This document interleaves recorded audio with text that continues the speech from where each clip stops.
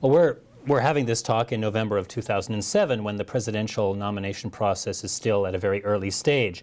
And the Republican presidential nomination field is still very uncertain at this time.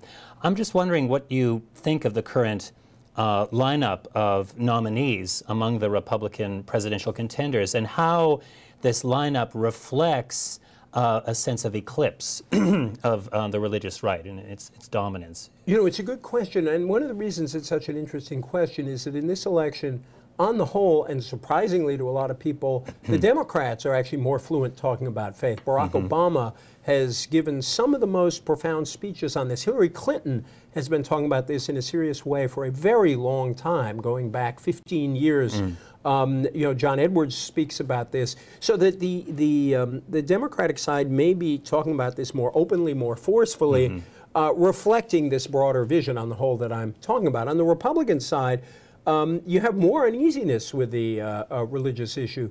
You have Mitt Romney, who is running as a candidate who wants to get votes from the religious right. He is a Mormon. This makes some on the religious right uncomfortable. Personally, I feel very strongly that his Mormonism should not be an issue in the campaign, but I think it's complicating the way in which he speaks about it. Rudy Giuliani has broken with parts of the religious right with his qualified support for gay rights, his support for abortion rights, at least believing that abortion should be legal.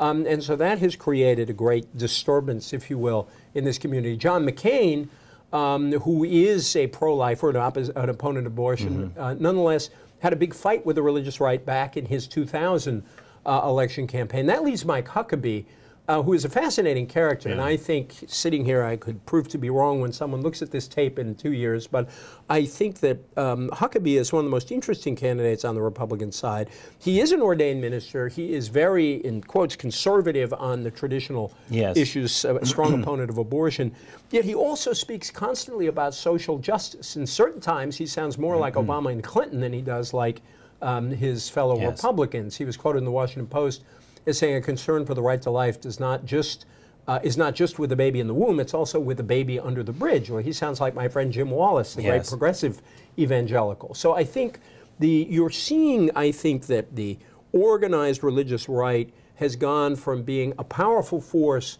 within a majority coalition to being a kind of irritant within a minority coalition. And so I think some of the decline of this style of religious politics is also part of the post-Bush era and the reaction against a certain style of conservatism that took hold in the last year or so of the Bush administration. Now, with respect to the Democratic Party, you mentioned that many of the current candidates are speaking about religion and their religious faith with greater facility and ease than on the Republican side.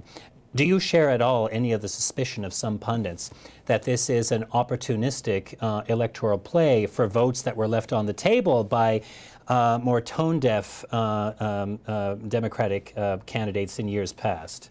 Well, I joke in the book that many Democrats seem to have discovered God in the exit polls of the 2004 election. Now, you can discover God anywhere, so why not the exit polls? But of course, I think that it's possible it's not utterly cynical to say that or to feel that. I think that faking religious belief, perhaps it's been done more than we realize. But my sense is people catch on to that pretty quickly. There's that old Hollywood line that what you need is sincerity, and if you can fake that, you can do anything. I don't think when you're looking at Obama or Clinton or Edwards, for that matter, with George W. Bush, I don't think he faked it. And in fact, in the book, I talk about that and say that in some ways, Bush's language was not as wildly outside the mainstream of our history as some would suggest. I think there is a lot of real soul searching. I mean, an example which I talk about in the book is Governor Tim Kaine, who got elected governor of Virginia.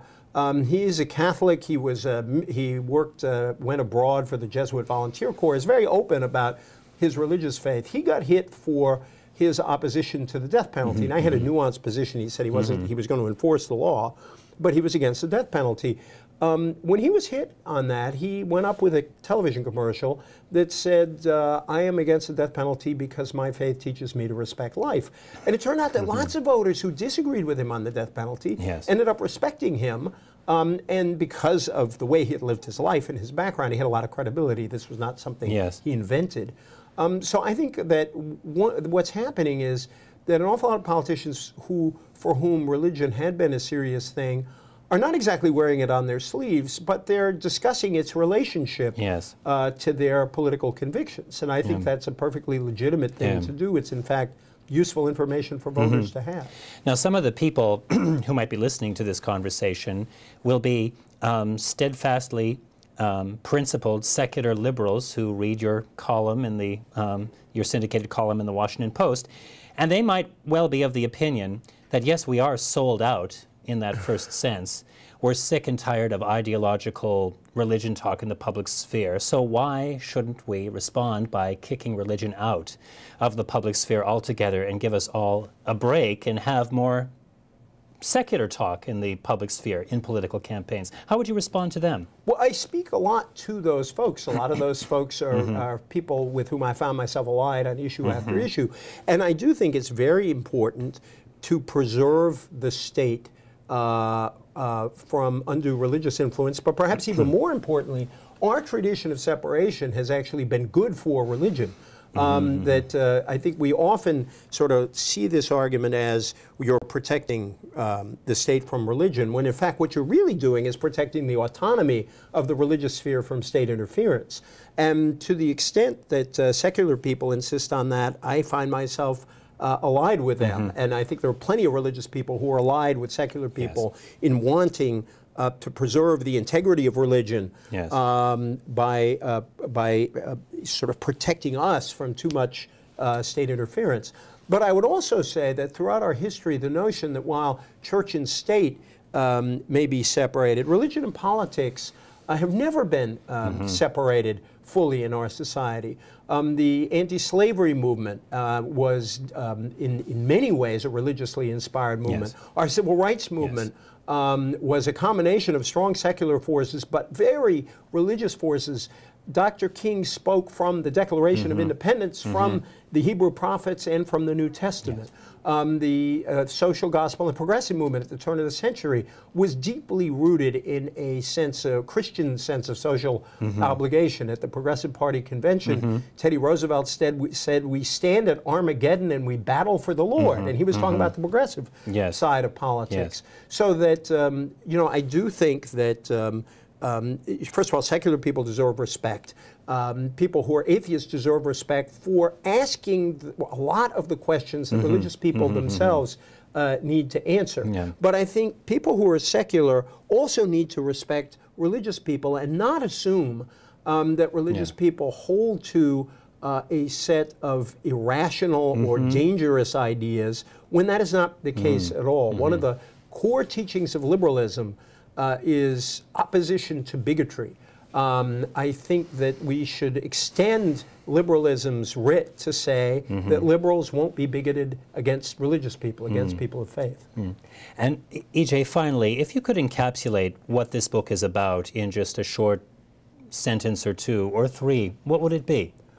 Well, the core theme of this book is that the future of religious engagement in politics will not be defined by the past, that we are at a new moment, a new reformation, a new debate over how religion relates to public life.